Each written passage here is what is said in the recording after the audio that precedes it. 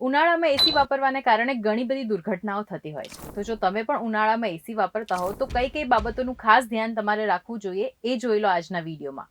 હાય, હું છું હેલી. તો એસીના ઇન્સ્ટોલેશનથી લઈને time to time any service કરાવવા સુધી તમારે બધું જ ધ્યાન રાખવું બહુ જ જરૂરી છે. જો તમે એક નોન ટેકનિકલ વ્યક્તિ છો તો પણ તમે એકદમ ઇઝીલી સમજી શકો ને એટલી ઇઝી લેંગ્વેજમાં આજે હું તમારા સુધી આ વાત પહોંચાડવાની છું. જેથી કરીને જો તમારા ઘરે કોઈ એસી ઇન્સ્ટોલ કરવા આવ્યું હોય તો તમે એને પણ સમજાવી શકો કે આવું કરવાનું છે. તો વાયરિંગથી શરૂ કરીએ. જ્યારે પણ એસીનું ઇન્સ્ટોલેશન થતું હોય તો એસીના જે વાયર્સ હોય એ હેવી અને સ્ટેન્ડર્ડ ક્વોલિટીના જ તમારે યુઝ કરવા જોઈએ. ઇન્સ્ટોલેશન વખતે ક્યારેક વાયર નાનો પડી જાય તો એને સાંધો મારીને લંબાઈ દેવામાં આવે છે. એ વસ્તુ ક્યારેય ના કરવી જોઈએ. યોગ્ય અર્થિંગ હોવું જોઈએ. એસી અથવા તો કોઈ પણ હેવી ઇલેક્ટ્રોનિક્સ હોય તો એની સાથે એમસીબીની સ્વિચ કનેક્ટેડ હોવી જોઈએ. 20 એમ્પિયરનો કટઆઉટ હોવો જોઈએ જેથી કરીને જ્યારે પણ લોડ આવે તો એ એસીની સ્વિચ બંધ થઈ જાય અને કોઈ દુર્ઘટના ના થાય. જો તમારા ત્યાં પાવર ફ્લક્ચ્યુએટ થતો રહેતો હોય તો તમારે સ્ટેબિલાઇઝર ચોક્કસથી નખાવવું જોઈએ.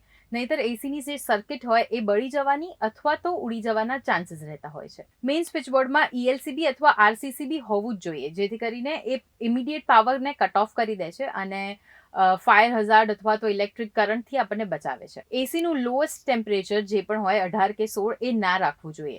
બિકોઝ એનાથી એસી વધારે ગરમ થાય છે અને એને વધારે લોડ પડે છે જે કદાચ ખતરનાક સાબિત થઈ શકે. તો એસીના સર્વિસ માટે તમારે ખાસ શું ધ્યાન રાખવું જોઈએ?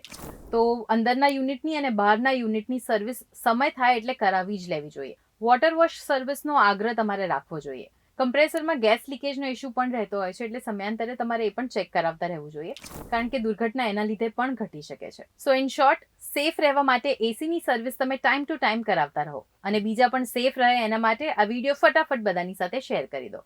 અને આવા જ ઇન્ફોર્મેટિવ ન્યૂઝ માટે તમે જોતા રહો ગુજરાત સમાચાર.